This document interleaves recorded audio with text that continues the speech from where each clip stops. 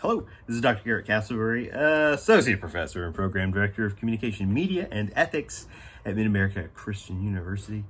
And I'm here with another lecture series, or more to the point, we're calling it our asynchronous dialogue, because the lecture is directly inspired by our students' questions, your reading discussion questions that pull directly from our texts, the texts we're utilizing, borrowing from, drawing inspiration, and of course applying in different ways at different times throughout the COM major. But these readings are specifically in relation to COM 2143, digital media literacy. And we're looking at more questions about this tricky concept, this slippery term of digital media literacy, and what it means, and what it means for us, and the ethos of the ethical conditions with which we gain, gather, like, share, store, consume information online. And that's an exciting discussion. It's a fruitful discussion. It's an ideal discussion for this course. Of course it is. But we want to look at questions from a couple of books in the course. And I'm going to hone in on week 2 readings. And once again, we're looking at Linda Spencer's Writing Well in the 21st Century, a whodunit of sorts, in terms of maybe giving us some contemporary and traditional grammar rules, right? We can't break rules if we don't know them to begin with, right? Or at least we can't break them well. And I think that's what we're all wanting to do, is break them well. And then we have Marcel Denis's Popular Culture Introductory Perspectives. Now, this is, I noted this last time, this is the 4th edition with the nice lavender cover here. Many of you may have, in fact, the 3rd edition, and that's groovy too. In fact, we've used the 3rd edition for several years. They just came out with the 4th, so it may not have crossed over for everyone. All of the content in the 3rd is in the 4th, so no worries there. Just occasionally there might be some page number discrepancies, and that maybe falls, when and if that occurs, let's figure it out. Let's figure it out together, right? We can fix these things.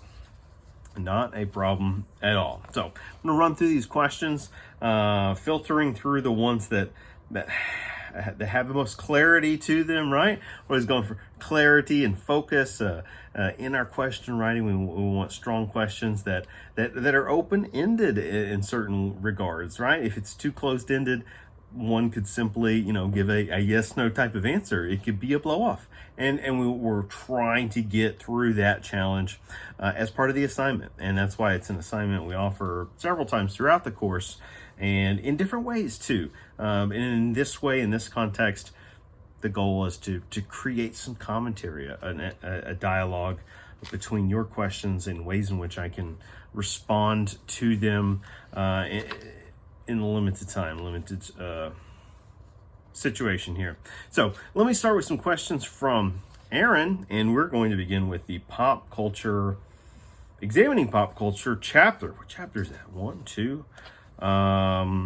Question 1 on page 40. The author talks about Marshall McLuhan's fear that Big Brother, in the form of mass communication technologies, would take over the world, and that people would acquiesce because it was convenient for them to do so. So pause there. Acquiesce meaning to accept something reluctantly, but perhaps without protest. All right. So there was a concern, or an idea rather, that this would happen, that people would acquiesce because it was convenient for them to do so in the onset of big technology. So back to the question. I believe that was in 1962.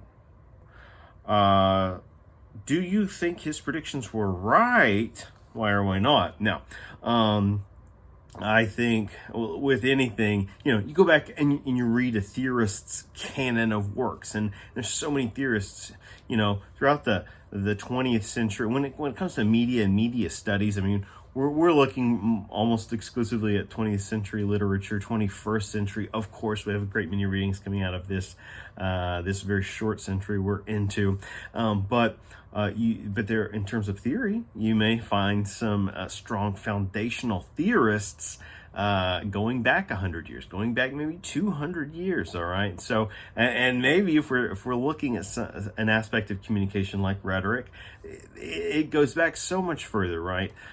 We could be looking all the way back at the dawn of Western archiving of information, right? Written word, and Greeks, Roman scholars, even into the medieval periods, right?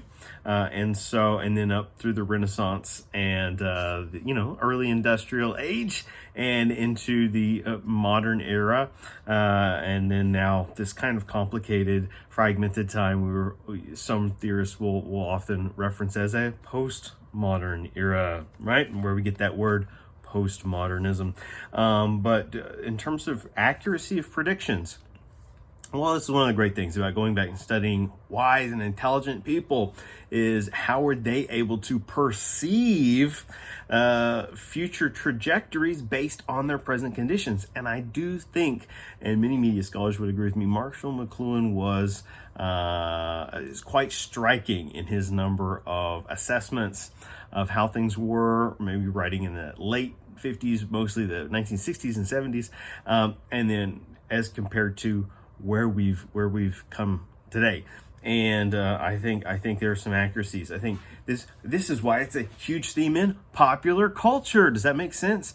When we see a theme like surveillance culture, right? What McLuhan called Big Brother. Of course, there's that famous book, 1984, right? This idea of surveillance culture, Big Brother, quote unquote, looking at you, watching you, looking out for you. The elf on the shelf theory for humans. And how are we not? We're in a digital age where everyone's looking at everyone else constantly, and even when we're not looking at each other, we are looking at each other. Think about some of the media ethics conversations we've had in the past about when you talk about ideas just out loud now, verbally, communicate private information with other individuals, all of a sudden those ideas are getting repurposed and sold back to you online. You check into social media and all of a sudden you're getting ads for all of those private things you were talking about, discreetly. This is surveillance culture, right? This is Big Brother operating in a business type of level, right? When we say, the man's listening to you, right? Or Big Brother's listening to you. That's what we're talking about. But usually it has to do with people being paranoid about the government listening and what that entails. And that's certainly in conversation too, because we definitely saw in the early 2000s the use of the Patriot Act to do some of that kind of business in the name of national security, right? And sort of capitalizing, to use a turn of phrase there, capitalizing on some of the fear, the paranoia that was running rampant. And certainly we have no shortage of that these days. Go onto your local community social media pages, your HOA pages, and I, for example, I'm just using one example here, a personal example, personal testimony. I see a lot of people sharing their doorbell camera footage, this constant concern about home security. There are examples, so this idea of Big Brother can occur in many different forms and fashions, and it's a fascinating conversation worth talking about. Page 63 and 64 talks about, or rather the author writes about, moral panic theory. It starts out by talking about, no, there's no real talking going on, how TV shows like I Love Lucy had class, and how they wouldn't show Elvis Presley, for another example, dancing, or rather it was dancing below the hips, right? That was those hip gyrations were what created controversy when Elvis Presley famously appeared on I'm gonna forget, not American Bandstand, but the other show that they used to parody. It's going to come back to me. Then it progresses to shows like Bewitched, Charlie's Angels and how media kept declining from there. All right, so maybe the preface here, definition of what do we mean by decline, or what does the author mean by decline? Is there ever, here's the question, is there ever going to be a time when that the media starts putting quote unquote class back into their productions? Or is it going to continue to decline? So it depends on, is it, of course, the specificity of the questions, but we're talking about interesting, moral panic theory, in other words. And I think here's the truth. Uh-oh, he broke out the T word. I probably didn't mean to say that, but I always mean little T truths, right? Little T truths. We're not talking about, unlocking the mysteries of the universe here. Is there ever going to be a time media starts putting class back into their production, or is it going to continue to quote unquote decline? It depends on the audience. And we're talking about an audience that votes with their eyes, that votes with their remotes, aka ratings, that votes with their social media, right? Social media traffic, like liking things, supporting stuff versus criticizing it, kind of rallying against something. And ultimately all of that is should be teaching us a lesson here, and it's that media companies go in the direction of profit. All right. And so media companies aren't being weighed by any sort of ethical or moral high ground, and that kind of weighing mechanism. Maybe once upon a time they did. And then also we did have a federal, that is to say, governmental body that watched over, a la Big Brother, media companies. And it was back when media was a lot simpler too. It was the FCC, the Federal Communications Commission. And they would throw out hefty fines. They could cast a shadow on a media corporation, and that would lead to the public maybe turning their back on it, and could result in this sort of hefty penalty. Well, over time, FCC's lost its power. Government regulation on media has lost its power. Consumers have chosen. Look at everyone's choices. If your vote. There seems to be this, it's become a majority census to quote unquote cord cut, or to just put, maybe like Netflix, that kind of company option, up on such a high shelf, a top shelf, with, cable or traditional channels way down here on the bottom shelf. Well, what is it about that? Why do we like it? Well, we like that it's ad free, and we like that we can watch the entire show of something, or the entire season of something at once. So all of that choice is good. But what else is it providing, and why else are we drawn to it, especially more and more? Because many of our old shows are starting to disappear. I don't know if you're noticing this, from a Netflix or some of these streaming services. More of these older shows are disappearing in terms of the limitless access and full series orders, and you're seeing more of the original content. Well, what is the original content, and how is it different? It differs in that it's a lot closer to what we consider pay cable. And when I say pay cable, use that word, we think about HBO, right, or Showtime, Stars, right, Cinemax, and all of these kinds of different tiers. The Movie Channel, once upon a time.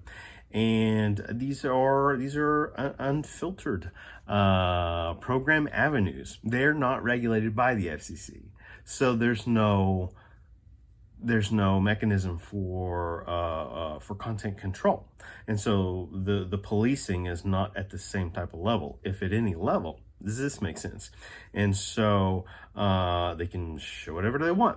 And all of their algorithms, just like the algorithms that are recorded when you're doing your social media scrolling, or internet searches and shopping and all that kind of stuff, these algorithms are tracking it.